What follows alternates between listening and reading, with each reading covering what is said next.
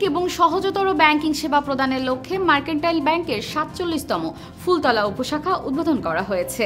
উপশাখাটি খুলনা শাখার নিয়ন্ত্রণাধীন আয়শা টাওয়ার, গ্রাম দামোদর, ইউনিয়ন ও থানা ফুলতলা, জেলা খুলনায় অবস্থিত।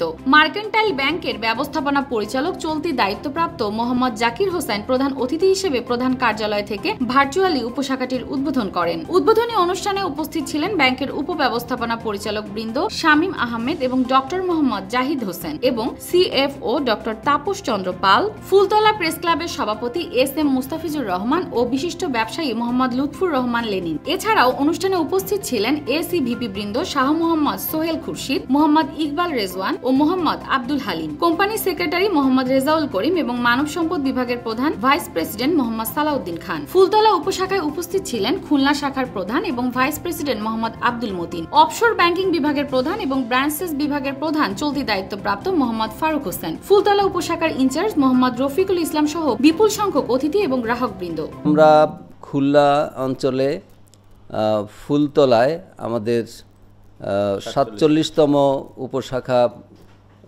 শুভ সূচনা করলাম। আমরা উপশাখা সম্পর্কে মানুষের একটু ভুল ধারণা থাকে যে এটা বোধহয় খুব ক্ষুদ্র আকারে সীমিত সেবা নিয়ে বোধহয় কাজ করে।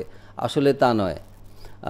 মূলত যেই অঞ্চলগুলোতে ইনক্লুসিভ অ্যাপ্রোচে আর কি, যেখানটায় খুব বড় আকারে যাওয়ার সুযোগ কম থাকে, মানুষের যারা ব্যবসায়ী আছে, ক্ষুদ্র ব্যবসায়ী, নারী উদ্যোক্তা যারা আছে, সর্বপর্যায়ে ব্যাংকিং কার্যক্রমকে পৌঁছে দেওয়ার জন্যই মূলত উপশাখার এই মানে কার্যক্রম।